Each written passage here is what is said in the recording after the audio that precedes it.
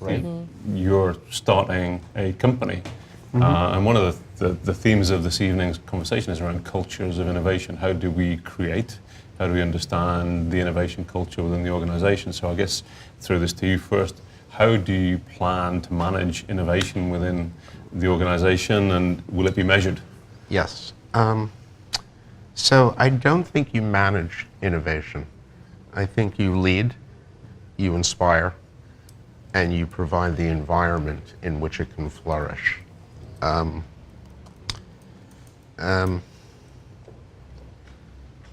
that the most important job of the CEO exactly is to create the environment in which in our industry, extremely intelligent, passionate people can come together, all right, to innovate, and I'll come back to that in a second, to create something of social meaning, which means medicine, right? Something that makes a difference in patients' lives. That latter is, I think, the fundamental telos or purpose of our industry. So while it is true that we have organized society such that we have assigned to the private sector, the for-profit sector, the responsibility for making and delivering medicines, okay? We also know that in some fundamental sense, we view the output of our labor as a fundamental human right and good, and not simply a consumer good. And so therefore, the leadership of the industry needs to be thinking about its responsibility simply as not Friedman-esque responsibility of maximizing profit for shareholders. So, all right, not all farmers operate that way, but I think the best of the biotechs, given where it came from, have that in mind.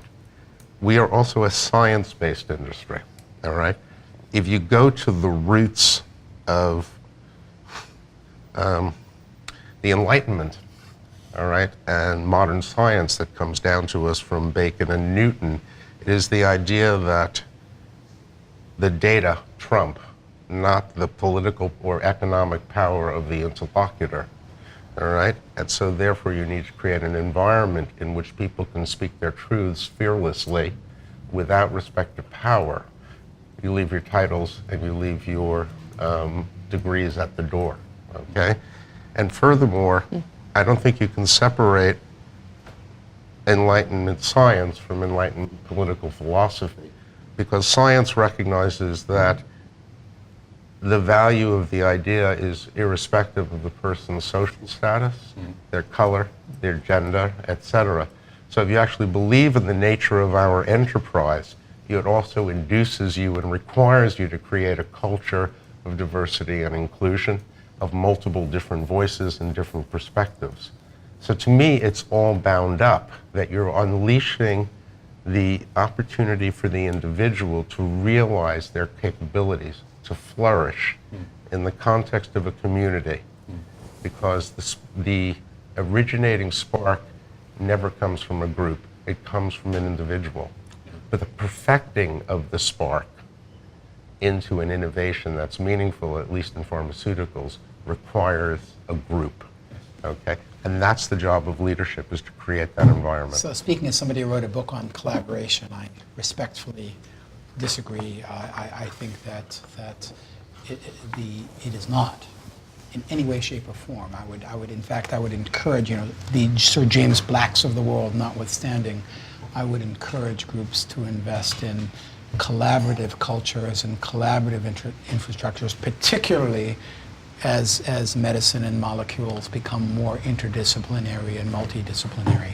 That's not to minimize the importance of individuals, but the surest way to add value to a talented individual is to make sure that, or to assure, or to boost the odds that they're in an equally talented and perhaps even more talented collaboration. So can you look at Watson and Crick. I just said the individual, the spark comes from the individual. That's what I'm the disagreeing. perfecting of the spark requires that. So I'm not quite sure where you disagree with me. Because I think that you cannot to treat the individual divorced from the individual can't be divorced from the collaboration.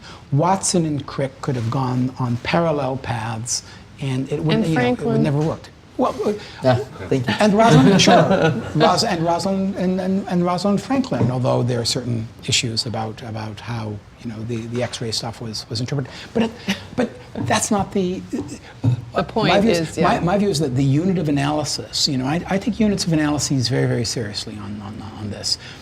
I have spent a lot of time with organizations that have been focused. They want to become more innovative. We need more ideas. We need more people having more ideas.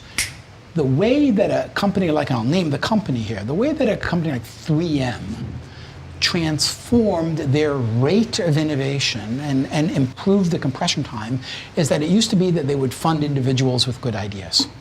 They would fund individuals. You would come to them, you'd be funded, and nobody has worked at 3M for less than 15 years. That's sort of their. I've never met anybody at 3M who's been there for less than a decade. I don't know what happened, but somehow they all are. But I'll tell you what they did that transformed it. They only would fund people they would only fund teams. You had to be 2 or 3 people. It had to be, so it's not that I want to say that individuals don't have support. It's that how you perceive yourself, when you're generating hypotheses in the context of a collaborative relationship, it's different than writing a novel or musing on your own. Again, there are great geniuses. There are people who are fat tail phenomenon in this regard. But when I look at particularly large organizations that care about transforming their innovation culture, I urge them to do recognition and reward around collaborative teams as opposed to brilliant individuals. Let's talk about Google, though, and how they reward people who come up with innovations, right? Yeah. And they either do individuals or teams, and I don't know what the breakdown is of how many individuals they rewarded with and it's a lucrative award, right? But there were teams that got it and individuals. I'd be really curious to know how that breaks out because I think that would be empirical evidence. I would tell you Google's how a we do great it. example. Google is a great example. I know Larry, I know Sergey, and the reality is, it was Larry and Sergey. Mostly Larry, but okay. That on one dimension, that's true, but they hired not just they hired people who were going to work. Absolutely. And then that was really a precondition. I also happen to know, forgive the name dropping, Steve Jobs. Steve Jobs is, since we're on tape, I'll say it, he was a dick. He was a but he was very effective getting a lot out of Wozniak. But the reality is, he's a cruel collaborator. My roommate at MIT worked with him at Next. But with Jonathan Ivan, read the biography. He is very good. It's a ruthless, exploitive type of collaboration because there ain't no effing way he's doing it on his own. He doesn't have the technical competence and capability, but he has great taste. He has a great eye. He's a great editor, and he's capable of doing the kind of iteration. I concede that it's a different material. The output is different, but he has a design sensibility. He comes to it with an aesthetic sensibility, and that was one of the things that really separated him from the Bill Gateses and the Michael Dells. They absolutely had a business model sensibility. They absolutely had a code sensibility. They absolutely had a value creation sensibility. They had no aesthetic sensibility to speak of. And I'll go one step further. It was hard for them to quote unquote collaborate on this. If you take that idea of dictatorship, whether it's benign or benevolent or whatever, and you look at most pharma companies now are not built that way, right? They're not built to be dictatorships. They're built to be collaborative. Well, even science is built to be dictatorship, right? Until the leader of an idea dies, no new ideas can crop up, That's the right? Planck, right. So I'm still interested in this conversation around how innovation is managed within the organization and is it measured as a consequence? So, I mean, especially from the larger pharma company side, what do you see? I think just to pick up on this thread of discussion, as an individual, I think there are times, just from personalities and the way we all operate, we don't all operate in a collaborative, like our best ideas don't come when we're all together at a big table having Jeffersonian dinners or whatever the format is. I think some of my best thoughts actually come when I'm running on my own early in the morning and I think about certain things, and I think your point about socializing it and making it happen is sort of the way we started off by saying inventors are inventors, but at the end of the day, the jobs, the kind of people, the personalities that they are, they made that innovation, they executed on that, they made that idea come to life, they made that idea add value at a certain point. I think that is what we're talking about here. So you don't want to suppress the individual kernels of brilliance that some people do have in concepts. And many times these wonderful ideas get lost, either because they were not as personalities good enough to sell them, they were out-talked by other people at the table, they didn't have the time, they had to return back to things that they had to do. I think in an organization, how we manage innovation is exactly that, is to be able to provide that autonomy, provide that socialization platform for ideas. So we in our company have sort of like the J&J incubator thing. We have an award. We actually do one of those like Dragon's Den kind of thing every year.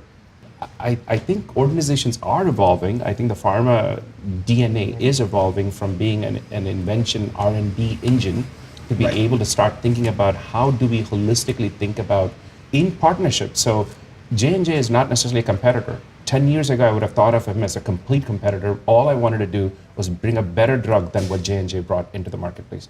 Now I'm thinking to myself, what does J&J have? What do I have? How can we collaborate in the same therapy? It's a frenemy. So the lines between friend and foe are being blurred slowly but steadily in how we collaborate and how we partner within the pharma companies. Now, the IP part of it is still a huge issue because we're still spoiled children in pharma where we say it's mine, it's mine, it's mine. And that is a huge barrier to innovation, the way we start off, because that's how exactly every conversation starts as to how we build fences. So he's working on something that I have no access to till it gets to like phase 2 or something, when we could have collaborated right up front in a way that could have actually increased the pie for all of humanity, right? But that IP thing has to be solved in some way because IT moved to open source. IT broke down those barriers. God forbid you use GitHub and APIs as a business or technical model. Yeah. Shame on you. Getting back to that individual versus group thing, I will tell you that when I have that really interesting idea and want to think about it, and I've been thinking about it all night, the most exciting thing for me to do is to present it to my colleagues so they could tear it apart. That is the best part of working in a collaborative group of peers. I could not agree with you more, but I want to put a twist on this. And you know, in a book that I wrote, this was the thing that ticked off the most people. I think if organizations really care about innovation, the most important cultural shift they can make, even more important than this individual collaboration dichotomy, is to kill the word idea. Ideas are a bad unit of analysis. For science-driven organizations, pay no attention to people's ideas, pay attention to their testable hypotheses. You look at the Google culture, you look at the Amazon culture, you look at the Netflix culture, you look at what Microsoft is doing in the cloud with Azure and Ronnie Kohavi's group. They're running all manner of experiments. R&D has become ENS, experiment and scale. Now they have the advantage because a network reduces the cost of scaling something, and I fully concede that's a harder task. How do you get to that much data to do a data-driven thing, right? Right. Well, all I'm saying is, in the same way, you know, you're talking about Dragon's Den, or because we're in America, Shark Tank. Yeah. You know, you're talking about making a presentation, you know, of an idea, you know, minimum viable product. You know, minimum viable, I call those things prototypes. But the reality is, don't present an idea, present a testable hypothesis. And this is the trick, and this is what I think is really, really hard for science organizations.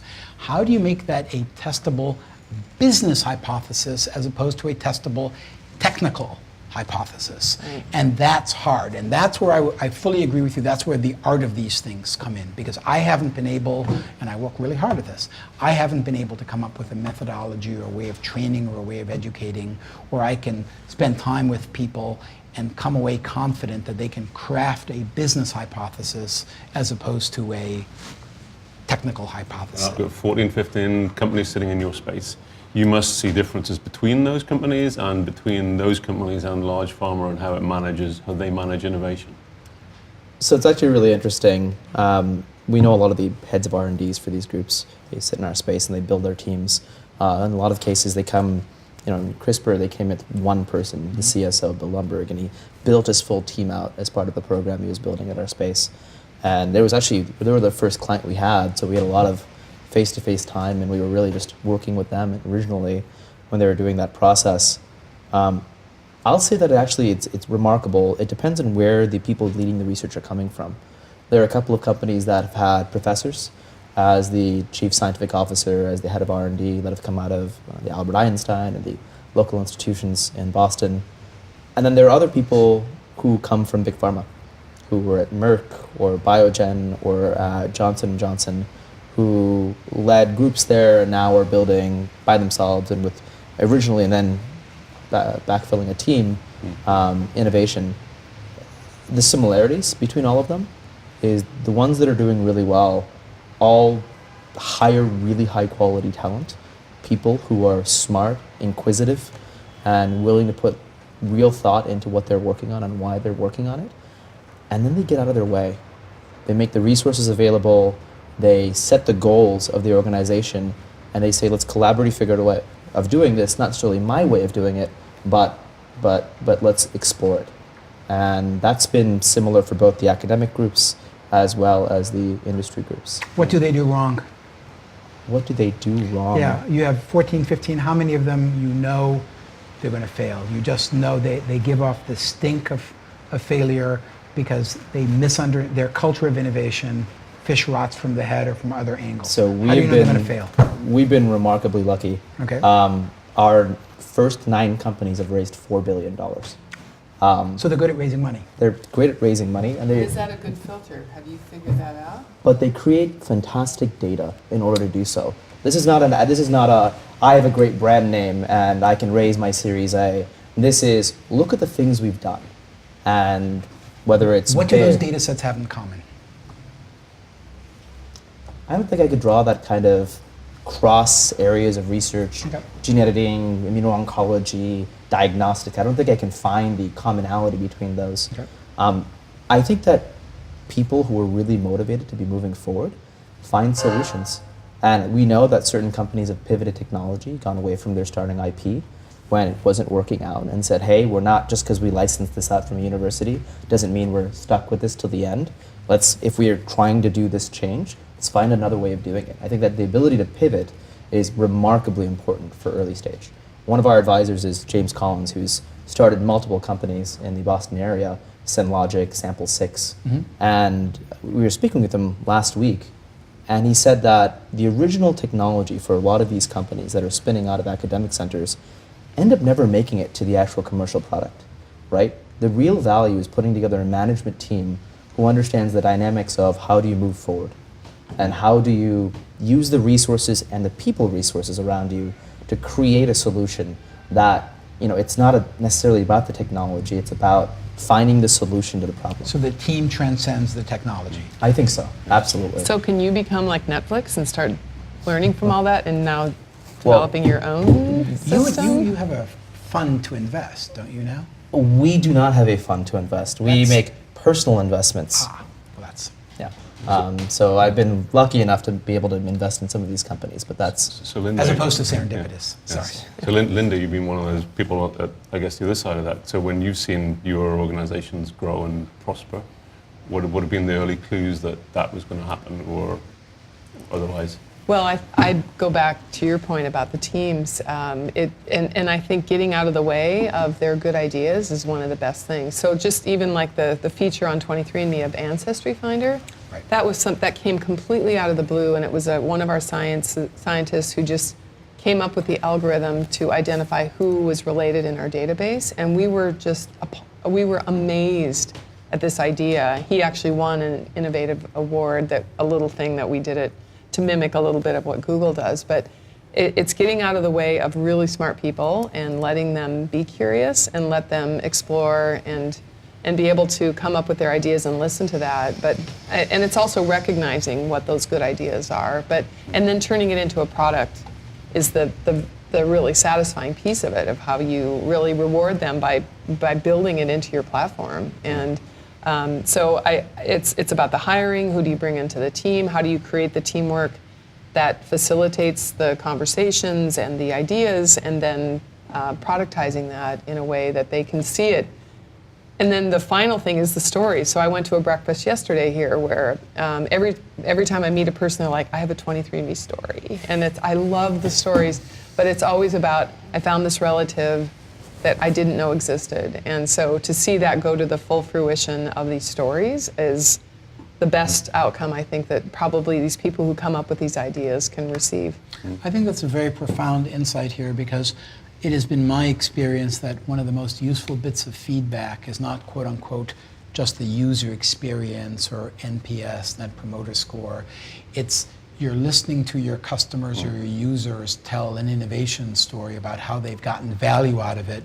Yes. And that's not just positive, affirmative feedback, but it says, oh, that probably means I need to shift my angle of attack more in this way, or explore or exploit this data or opportunity that way as a result. I think it's a horrible thing that the siloization of so many organizations has decoupled R&D from actual customer user experience. I think that's a horrible thing. I want to poke fun at a previous concept we were discussing. She just gave an example of a single individual coming up with an idea, executing it, and changing the way the company went and Sure. offered a product. Yeah. Just But to point out that it's not, Yes. people can make differences themselves as well. And ideas can turn into amazing. Sure, and I can Just would be fun. sure, and I can make the equally obvious conversation that one looks at Ancestry.com, which came around, and they were doing comparable sorts of things. There are a lot of places where individuals can try things. I have nothing against individuals, but I want to stress this. In the same way that managing a portfolio of products is not the same thing as managing a platform, managing a portfolio of talented individuals is not the same thing as managing collaboration.